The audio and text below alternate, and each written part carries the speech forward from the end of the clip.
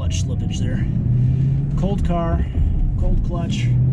Hey everyone, Scott from drivingreview.com, and going for another drive in my Mustang today. See, I told you I was going to make more videos.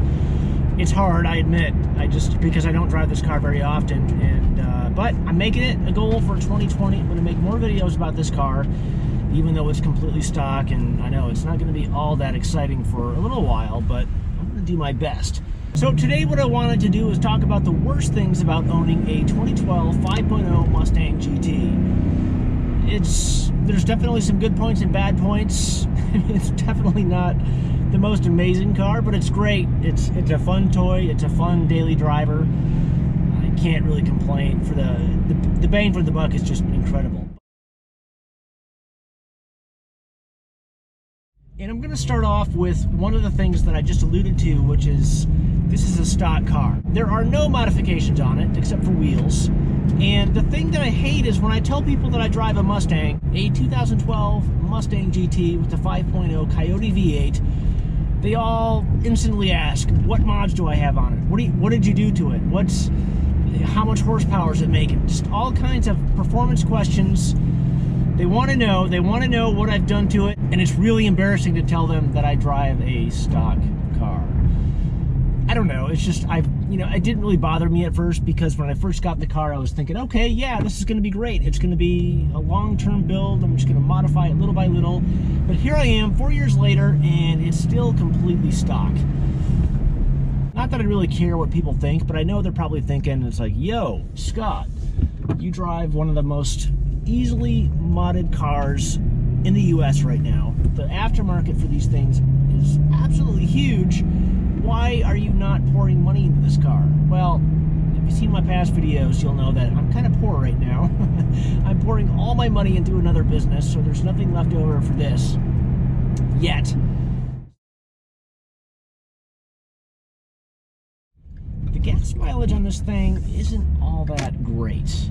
Now, granted, it's not that bad if you just drive it like an old man, like I do most of the time, but if you get on it, gas mileage kind of sucks. So we're here at the gas station again.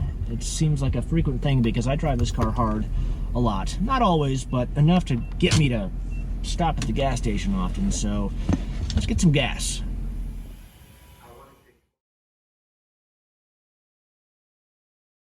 $45 worth of gas later.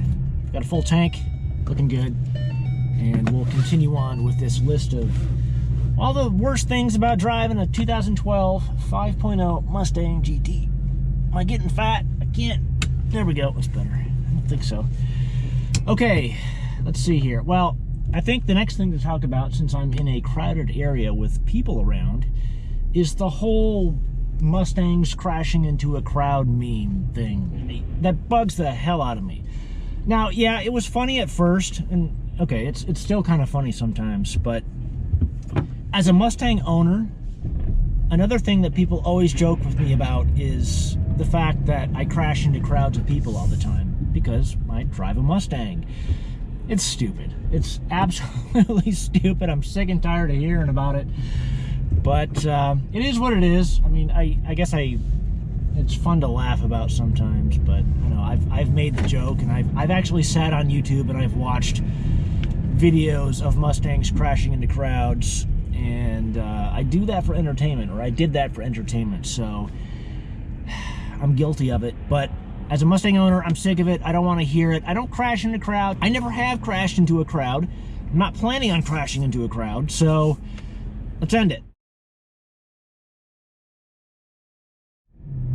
Another one of the worst things about driving a 2012 Mustang GT is people want to race. They see that 5.0 badge and they think that, yeah, it's a fast car, but they also assume that you're cocky as hell and you want to race, you want to drive balls out all the time.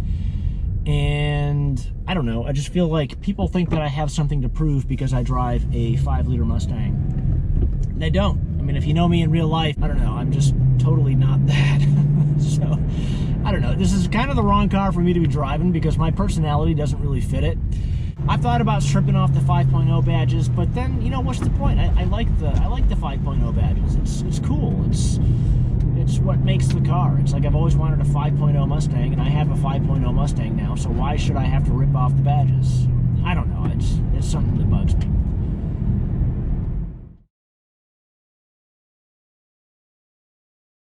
Okay, another thing that bugs me about this car, just a little bit, is the lack of low-end torque. And I'll show you what I mean here. I've got a car in front of me. But getting on the freeway, and everyone's going slow, but I'll hold back just a little bit. Going up a little grade here, give myself some room. Second gear right now, 20 miles an hour, hit it.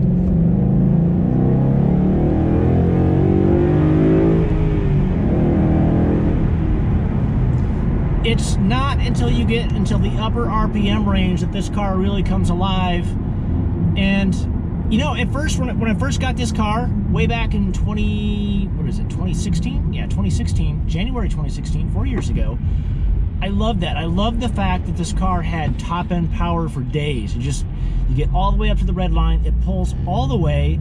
I love that, and I still love that. However, I miss my old 4.6 liter Mustang, my 96. That thing had low-end torque. I mean, it would pull stumps. It would pull tree stumps. It was a beast. It felt like a beast of a car. And of course, that old Mustang GT was slow as hell after 3,000 RPMs, but it just felt faster right off the line. This car doesn't have that. It kind of sucks. It's not bad. I'm not complaining though, because it is fast. It pulls all the way to the red line, so I'm not complaining one slight little bit.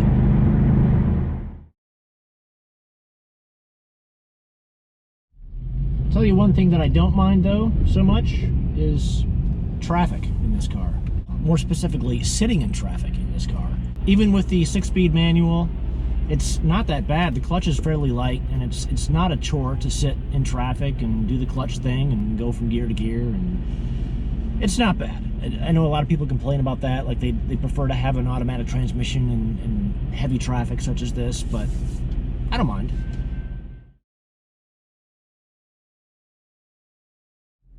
You know, another thing that bugs me about driving this car a little bit is the fact that I feel like I want to drive balls out all the time. I'm sitting at this intersection right now. It's kind of busy, but not. But I've got nobody in front of me, and when this light turns green, this is a great place just to floor it and just to be an idiot, essentially, in a Mustang. Do I or do I not? That is the question. There's nobody in front of me. Nobody in front of me. Do I do this? I think I'm going to do it. I think I have to do it.